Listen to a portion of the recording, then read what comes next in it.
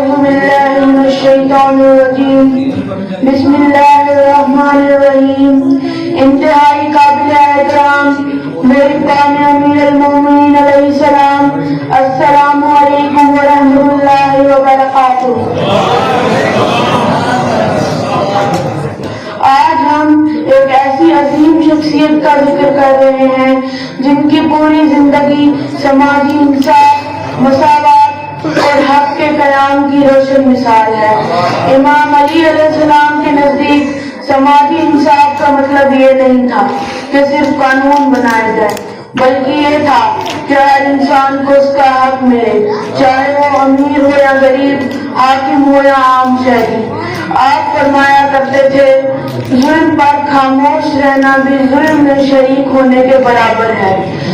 جب امام علی علیہ السلام خلیفہ بنے تو سب سے پہلا قدم یہی اٹھایا کہ بیت المال میں کسی کے ساتھ امتیاز نہ ہو. عرب و عجم، آزاد و غلام، قریبی و غیر، سب کے لیے برابر حصہ مقرر کیا. یہ وہ انصاف تھا جو اس دور میں لوگوں کو حیران کر دیتا تھا.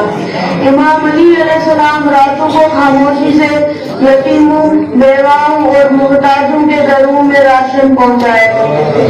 لوگوں کو پتہ بھی نہیں ہوتا تھا کہ یہ مدد کون کر رہا ہے.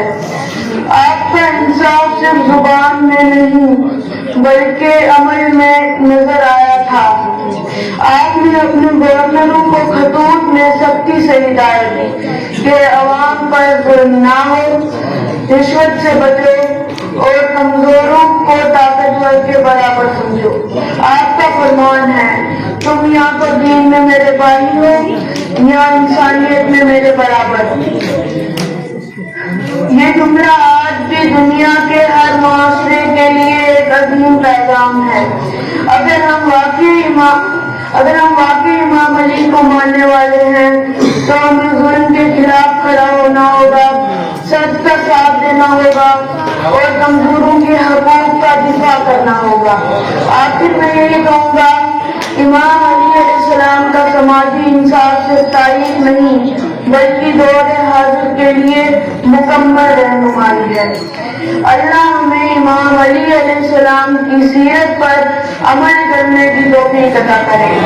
آمین. بہت شکریہ.